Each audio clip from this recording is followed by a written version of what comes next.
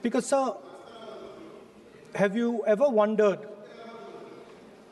why Mahatma Gandhi laid such emphasis on khadi? Why was it that he framed the entire Indian freedom struggle around the concept of khadi? And why is it that he only wore khadi? Because khadi is not just a cloth. Khadi is the expression of the people of India. It is the imagination, it is the sentiment, it is the productive force of the people of Aaj pehna hu khadi. It is the expression of the people of India. Speaker, sir, whichever state you go to, you will find different fabrics. There's the Himachali cap,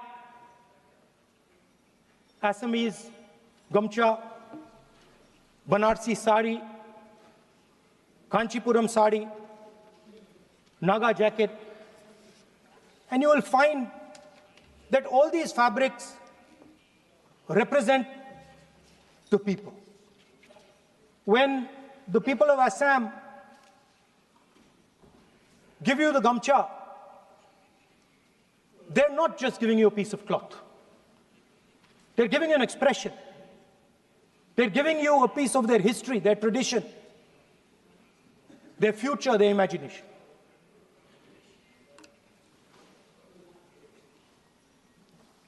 It's the same when the Nagas wear their jacket. When they come and see us, they make us wear the jacket because they want us to be embraced by the fabric. But Speaker, sir, these fabrics are beautiful. But if you look slightly deeper and you look closely at the fabric, you will find that each one of them has thousands of little threads embracing each other. A Kanchipuram sari might have a golden thread, but the golden thread means nothing without the green thread or the yellow thread near it. The other thing to notice about the sari or any other fabric is that all the threads are equal. No one thread is superior to another thread. They all come together. The threads cannot protect you. The threads cannot keep you warm. But when they come together as a fabric, they can keep you warm, they can protect you, they can express what you have in the heart. Speaker, sir, in the same way, our nation is also a fabric.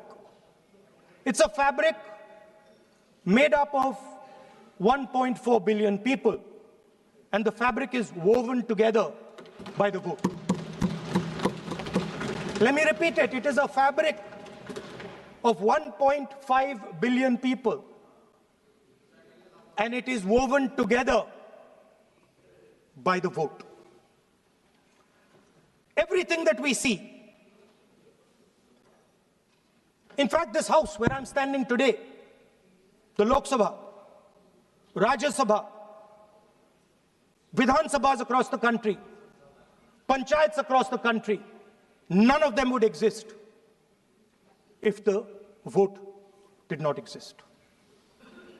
We talk with great pride about HAL, BHEL, ONGC, Tejas, Chandrayaan. We have a list of things we say. Not one of those would exist without the vote.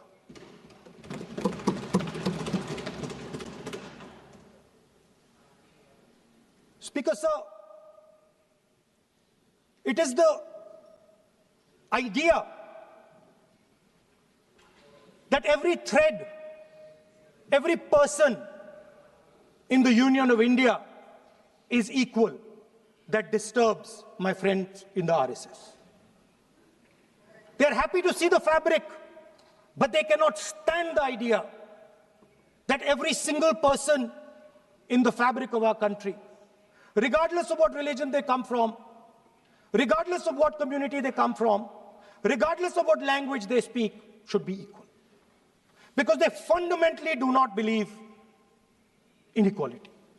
They believe in a hierarchy, and they believe that they should be on top of that hierarchy. Speaker, sir, on the 30th of January, 1948, 3 bullets pierced the chest of Mahatma Gandhi. Nathuram Godse assassinated the father of our nation. Today, our friends do not embrace him.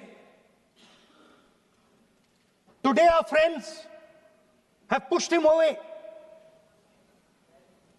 He's an uncomfortable truth. But that's not where the project ended. You see, as I said, everything has emerged from the vote. All the institutions have emerged from the vote. So it's obvious that the RSS has to capture all the institutions that have emerged from the vote. So the project, after Gandhiji's assassination, the next step of the project was the wholesale capture of India's institutional framework.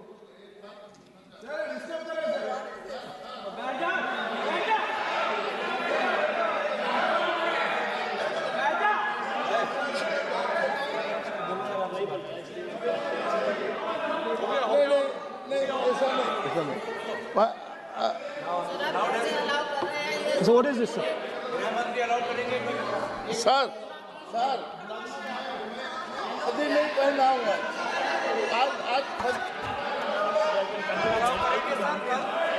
I'm doing, relax. मैं बुलाता हूँ। Please बैठिए। So, please.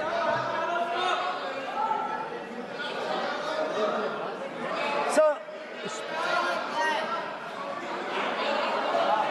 आप बोले पर हाथ मत जोड़े।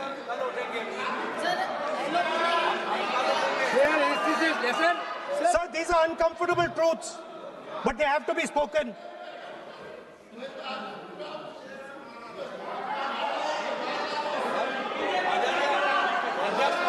कितना खादी पैसे थे थोड़ा बता दे। So these are uncomfortable truths, but they have to be spoken. My friends don't like the connections I'm making. They're disturbed by them. It's obvious.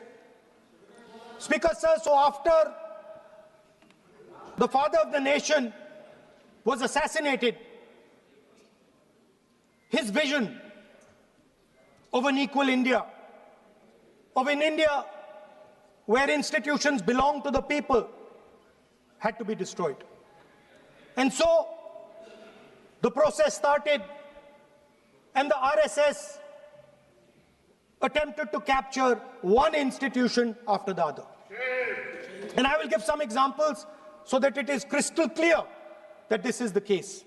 Everybody knows how vice chancellors are placed on top of Indian universities today. Every single person knows this. You go to any university, you speak to any youngster in India, he will tell you that it does not matter whether the professor has qualifications. It does not matter whether the professor has a scientific temperament. The only thing that matters is the professor belongs. माननीय सदस्य, एक minute, माननीय सदस्य, चुनाव सुधारों पर चर्चा हो रही है। सर ये मैं उसी पे कर रहा हूँ सर। आप किसी भी संगठन का नाम जो इस हाउस में उसका नाम ले लें। नो एलओपी है तो इसका मतलब ये नहीं है। एलओपी का मतलब नहीं, आप जनरल बात बोलो। आप राष्ट्रपति भाषण में बोलिए जनरल बात। सर हम लोग सुनना चाहते हैं। सर स्पीकर सर हम लोग सुनेंगे शांति से। हम लोग शांति से सुनना चाहते हैं। और ये आप लोग सुनिए ना क्या कहना चाहते हैं। धमकी देंगे आप? हम लोग सुनने के लिए बैठा है। अभी तक नेता प्रतिपक्ष एक शब्द चुनाव सुधार पे अभी तक आया ही नहीं है। संसदीय कार्य मंत्री बोल रहे हैं। मैं स्पीकर का परमिशन से ही बोल रहा हूँ। हम सुनने के लिए बैठे हैं। अरे हम सुनने के लिए बैठे हैं। नेता प्रतिपक्ष चुनाव सुधार के लिए जो सुझाव देंगे सुनने के लिए तो हम बैठे हैं। लेकिन चुनाव सुधार को नहीं बोलते हुए कहा जो इस सदन से कोई वास्ता नहीं, जो संगठन उसका कहानी किसी और का बोलना ये कोई उचित नहीं है। समय बहुमूल्य है, समय का मर्यादा भी है। सबका सब यहाँ सुनने के लिए बैठे हैं और ये समय बहुत कीमती है। इसलिए हर एक पल अच्छा शब्दों का कोई अच्छा ज्ञान दे, सुझाव दे, सुनने के लिए हम लोग बैठे हैं। मेरा एक सीमित अनुरोध है नेता प्रतिपक्ष से, आप विषय पर ही रहिए। हम लोग सब बैठे हैं, गृह मंत्री जी भी सुनने के लिए बैठे हैं, लेकिन आप विषय पर नहीं बोलेंगे तो जो विषय तय किया गया है उसका क्या मतलब है। अगर चुनाव सुधार पर ही नहीं बोलेंगे तो फिर इतना समय सबका क्यों बर्बाद करना चाहते हैं नेता प्रतिपक्ष। Should I leave? Then you speak. He landed you. Should I leave? You speak then. You speak. What is that? You are parliamentary affairs minister. You are a parliamentary affairs minister. You are disturbing the lobby. How can it be? You are a parliamentary affairs minister. You are disturbing the lobby. Subject में नहीं आपका lobby. आपका lobby subject में नहीं। ये विषय कर रहे हैं। The discussion. One second. The discussion is about the vote and electoral. The discussion is about the vote. एक मिनट सर मुझे बोलने नहीं। एक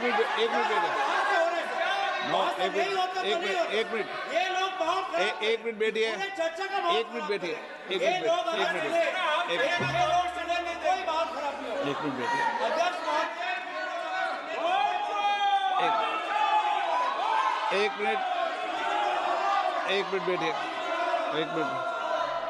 माननीय सदस्य में बैठे बैठे अनऑफिशियली बोल रहे हैं, उस विषय बोल रहे हैं।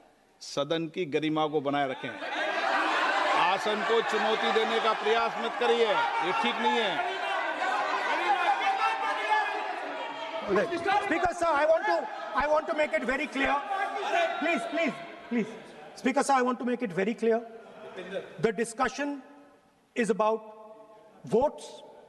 The discussion is about the stealing of votes. The discussion is about the SIR, and I am framing my discussion about votes. Yes. And what is happening here is patently unfair.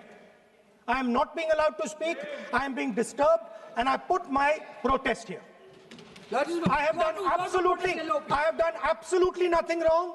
I am talking about the subject. In order to capture the vote, you have to capture institutions. I am saying that institutions of India are captured, and I will come to the point, which is Election Commission is captured. So, the project of the RSS was to capture the institutional framework of the country, and I said how the education system has been captured. Vice Chancellor after Vice Chancellor after Vice Chancellor is placed not on merit, not on capability, not on scientific temper, but on the fact that he belongs to a particular organization. Second capture, which helps in destroying democracy, the capture of the intelligence agencies. We have the Home Minister sitting here, the capture of the CBI, of the ED, of the Income Tax Department. And the systematic placement of bureaucrats who favor their ideology and attack the opposition and anybody who chooses to oppose the RSS. That is the second institutional capture. And the third institute, there are many more. I can go on. And the third institutional capture. What is this?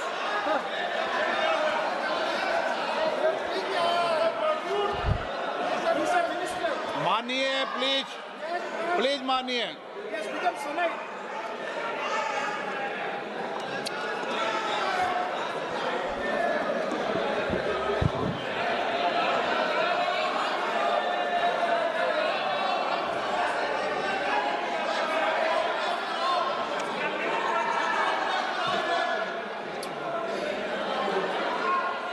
And the third election, the third capture of the institution that directly controls the election system of our country, the Election Commission.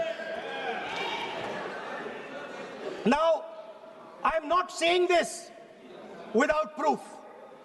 I have put forth adequate proof about how the Election Commission is colluding with those in power to shape the elections. But I want to ask three questions first, which will make it very clear that the BJP is directing and using the Election Commission to damage India's democracy. The first question, why is it that the CJI was removed from the selection panel of the Election Commissioner? What motivation could there be to remove the CJI? Do we not believe in the CJI? Of course we believe in the CJI. Why is he not in that room? I sit in that room. It is so-called a democratic decision. On one side, Prime Minister Narendra Modi and Mr. Amit Shah. On the other side, the leader of the opposition. I have no voice in that room. What they decide is what happens. So the first question, why is the Prime Minister and Amit Shah so keen on choosing exactly who the Election Commissioner is going to be? Second question, and even more devastating question, no Prime Minister has done this in the history of India. In December 2023, this government changed the law. They changed the law to make sure that no election commissioner could be punished for any action they take while they are election commissioner. Yes. Immunity. Why would the Prime Minister and Home Minister give this gift of immunity to the election commissioner? Why would they need to give this tremendous gift that no Prime Minister has given ever before to the election commissioner? Yes. Mr. Shah is looking into the ceiling. Maybe he will answer this question when he speaks. And finally, why was the law with regards to CCTVs and the data that they contain changed? Why was a law put in place that allows the Election Commission to destroy CCTV footage 45 days after the election? What is the need? The answer given is it is a question of data. It is not a question of data. It is a question of stealing the election. Yes. Now, what is the result of this institutional capture? What is the result of controlling the Chief Election Commissioner and the Election Commission? First of all, we have a set of election campaigns that are tailored for the Prime Minister. 3-month, 4-month, 5-month long campaigns are taking place so that the Prime Minister's schedule can be fitted in to the program. Second, we have a Brazilian woman who appears 22 times on the voter list of Haryana. Please. No. 22 times this lady appears. एक minute. एक minute please, एक minute. आप नेता प्रतिपक्ष है, मैं इस तरीके से सदन की कार्रवाई नहीं चलने दूंगा। ये सदन है, सदन की गरिमा को बनाए रखें। आप सदन की गरिमा से बोलेंगे तो ठीक, नहीं जैसे सदन नहीं चलेगा। नो, गलत तरीका है आपका, नहीं होगा। आप ले रहिए, आप ले रहिए। नहीं, माननीय प्रतिपक्ष के नेता, आप पहले अपने सदस्यों को समझाइए। नहीं चलेगा, नहीं, ठीक नहीं है। नो, नहीं, बिल्कुल नहीं चलेगा। अगर आप सर माननीय प्रतिपक्ष के नेता, आप अपने सदस्यों को गरिमा समझाइए। सर, बट ये तरीका आप इतने सालों तक यहाँ पर रहे, ये तरीका उचित है क्या? सर, विरोध का तरीका होता है, लेकिन ये उचित तरीका नहीं है। तरीका इधर भी हो, नो, उधर का तरीका क्या है सर? नो, सबका तरीका उधर से होगा, उधर से भी बोलेंगे, इधर से बोलेंगे, सब जगह से बोलेंगे। Speaker sir, I don't agree with the showing of photographs here, but it is a reflection of our democratic structure. This is what is happening in our democracy, that you're not allowing us to show. This Brazilian woman has appeared 22 times on the voter list in Haryana. And not only that, there is one woman whose name has appeared 200 times, more than 200 times in one booth in Haryana. And it is very clear, and I have proven without doubt, that the election of Haryana was stolen. And the theft was ensured by the Election Commission of India. I've said it again and again and again. Now, nowhere has the Election Commission answered my questions. The Election Commission has not told me why this lady's picture has appeared on the polling list. They have not told me why lakhs and lakhs of duplicate voters are existing. They have not told me why a BJP leader is coming from Uttar Pradesh to vote in Haryana. These are straightforward questions. And there is clear proof which I have put in front of the country. Right? But the Election Commission has no answer to these questions. And that is the result of the complete capture of the Election Commission by the people across the aisle. By the way, you're talking about SIR in Bihar. Let me say something about SIR in Bihar. Why is it that after the SIR in Bihar, 1.2 lakh duplicate photos are existing in Bihar, in the voting list? If you've cleaned up the voting list, why are there 1.2 lakh duplicates in Bihar? And we've not just proven this about Haryana. We have proven this in Karnataka, we have proven this in Maharashtra, and I'm absolutely certain this is how you're winning elections in Madhya Pradesh, in Uttar Pradesh, in Bihar, across the country. Now, so what I'm putting on the table is, it is very clear that you've captured the institution. I've shown the mechanism of that capture. I'm also showing you how the Election Commission is doing things that are completely out of line. I'm not getting any answers. Right? So now let us come to how, when we are talking about electoral reform. Electoral reform is very simple. The point is, nobody wants to do it. The government doesn't want to do it. What does electoral reform require? What we've been saying. Number one, give machine-readable voter lists to all political parties 1 month before the election. That's the first step. The second step is take back the law that allows the destruction of CCTV footage. Very simple, not difficult. While you're doing that, also tell us what is the architecture of the EVM. Give us access to the EVM. Yes. Let our experts go and see what is inside the EVM. Yes. Till today, we have not had access to the EVM. We are not shown the architecture of the EVM, we're not physically allowed to go and see an EVM. Give us the architecture. Give us access to the EVM. And finally, please change the law that allows the election commissioner to get away with whatever he wants to do. That's all the electoral reforms you need. And I want to assure the election commissioner that they might be under the impression that this law lets them get away with it. Let me remind them, don't worry, we are going to change the law, and we are going to change it retroactively, and we are going to come and find you. Right? So this is the situation that the country is faced with. You know, everybody says to us, India is the biggest democracy. Actually, I was thinking today, we're not just the biggest democracy, we're the greatest democracy. And I'm not saying it just like that.